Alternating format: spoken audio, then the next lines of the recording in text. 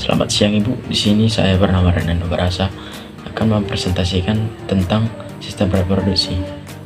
Bagian dari sistem reproduksi yaitu yang pertama pembentukan sel gamet, yang kedua yaitu fungsi sistem reproduksi, yang ketiga yaitu proses menstruasi dan fertilisasi. Yang pertama yaitu organ reproduksi, yang dimana organ reproduksi dibagi menjadi dua, yaitu pada pria dan wanita. Yang pertama organ reproduksi pria, dimana berfungsi untuk menghasilkan gamet jantan yaitu spermatozoa atau sperma. Nah, dimana di sini kita akan bisa melihat bagian penampang ada bagian dari samping dan bagian depan. Nah, untuk organ reproduksi pria dibagi menjadi dua, yaitu bagian luar dan bagian dalam, dimana bagian luar terdiri dari penis, bagian di sini berfungsi untuk bagian eksternal untuk pengeluaran urin. Yang kedua yaitu ada skrotum. Skrotum seperti kantung yang berisi testis. Dan yang kedua ada yang bagian dalam. Bagian dalam ada apa aja, yaitu ada testis atau buah jakar yang terletak di bawah penis dalam skrotum dan jumlahnya sepasang atau jumlahnya ada dua. Testis merupakan tempat pembentukan sel sperma atau tempat testosteron. Yang kemudian ada dua, yaitu saluran pengeluaran. Yang pertama epididymis, berada pada atas testis.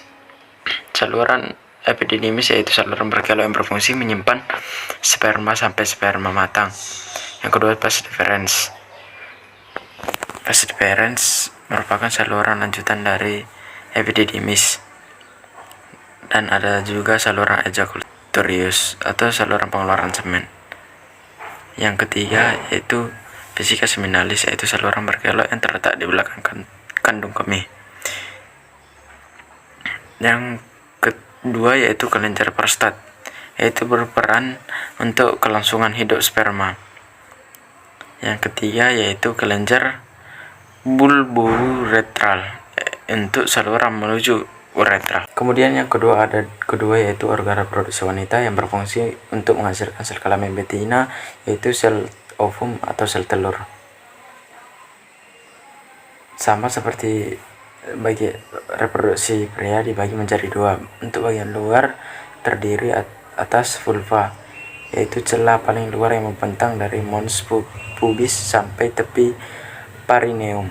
Yang kedua yaitu ada labium atau bibir yang membatasi vulva. Nah, labium itu ada dua, yaitu labium mayor yang terletak sebelah luar atau labium minora yang kecil yang terletak di sebelah dalam. Sebelah vulva terdapat klitoris yang memiliki pembuluh darah dan ujung-ujung saraf.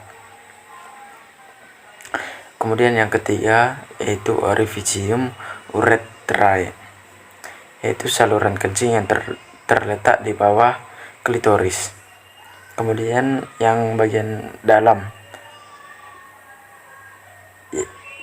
yang terdiri dari ovarium atau indung telur, di mana ovarium itu adalah bentuk wadah dari ovum yang berperan untuk pembentukan sel telur atau ovum.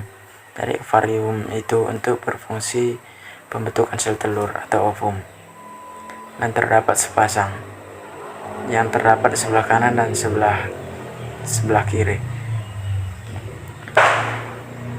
Nanti ketika ovum keluar nanti melewati dan disebut fase ovulasi. Yang kedua yaitu saluran reproduksi.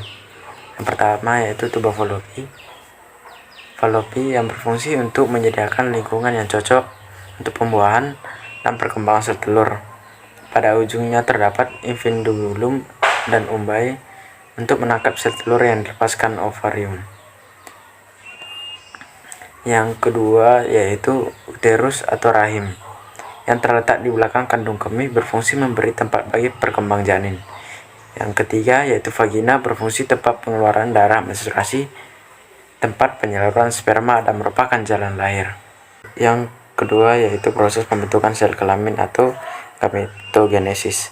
Pada proses pembentukan sel kelamin atau gametogenesis, sama juga dibagi menjadi dua, yaitu yang spermatogenesis merupakan proses pembentukan dan pematangan spermatozoa.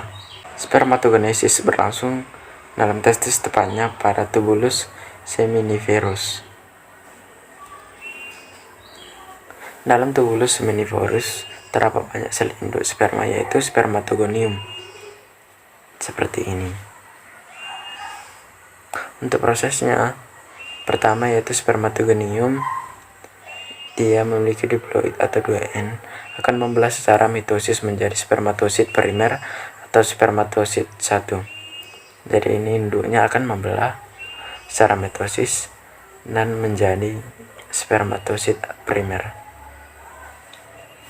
Kemudian setelah itu spermatosit primer atau spermatosit pertama akan membelah menjadi dua, spermatosit sekunder dan spermatosit 2. Kemudian selanjutnya setiap spermatosit 2 membelah menghasilkan spermatid N. Dan yang terakhir adalah spermatid akan mengalami pematangan menjadi spermatozoa atau sperma. Proses pembentukan sel kelamin atau gametogenesis atau oogenesis. Oogenesis merupakan proses pembentukan ovum dalam ovarium. Ovarium banyak mengandung sel induk telur atau oogonium yang bersifat diploid, atau diploid 2N yang bersifat seperti induknya. Yang pertama itu seperti ini. Oogonium membelah secara mitosis menjadi oosit primer atau oosit 1. Ini adalah oosit primer. Kemudian oosit membelah secara meiosis menghasilkan satu oosit sekunder atau oosit 2 dan satu badan kutub 1 atau badan kutub primer. Jadi yang dari sperma itu dibelah menjadi sama. Spermatid yang ini beda.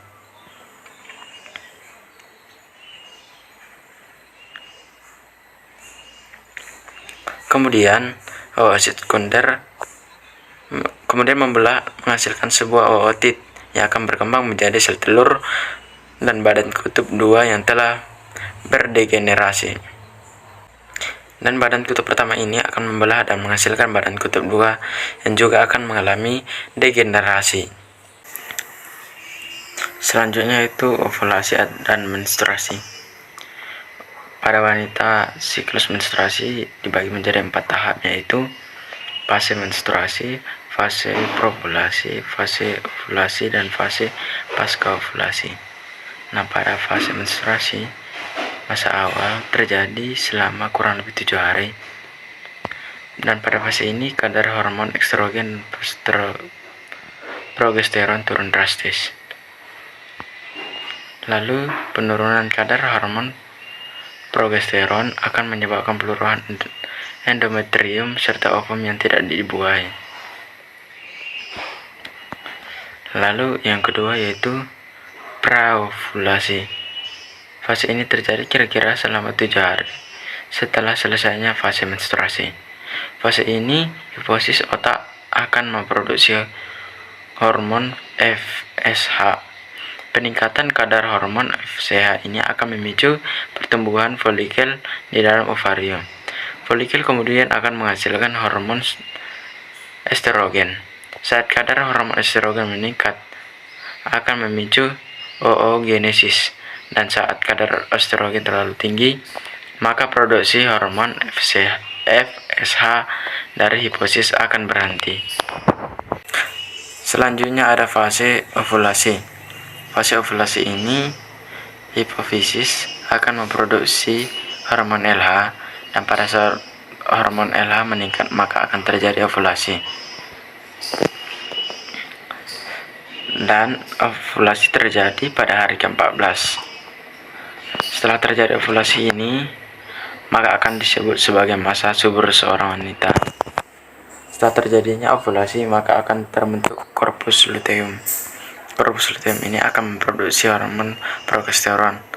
Dan saat hormon progesteron meningkat, maka akan memicu penebalan endometrium. Fase pasca ovulasi. Pada fase pasca ovulasi ini, korpus luteum akan berubah menjadi korpus albikan. Dan korpus albikan ini sudah tidak dapat lagi memproduksi progesteron sehingga kadar progesteron mulai turun. Kemudian fasenya akan kembali lagi ke fase menstruasi lagi. Selanjutnya itu fertilisasi. Fertilisasi merupakan proses pembuahan yang bertemunya sel telur atau ovum dengan sel sperma. Sel sperma akan masuk ke dalam vagina dan berenang menuju ovida atau tuba Fallopi. Lalu apabila sel sperma akan bertemu dengan ovum pada tuba Fallopi, maka akan terjadi fertilisasi. Fertilisasi akan menghasilkan zigot yang bersifat 2N atau diploid. Kemudian zigot akan membelah secara mitosis menjadi morula. Kemudian morula terus membelah menjadi blastula. Zigot akan melekat pada dinding endometrium. Dan proses melekatnya zigot pada endometrium atau dinding rahim ini disebut dengan implantasi. Lalu selanjutnya adalah kehamilan. Lalu gangguan dan penyakit pada organ reproduksi yaitu prostatitis, kanker serviks, endometriosis, infertilisasi, sifilis, gonorrhea, dan infeksi Trichomonas.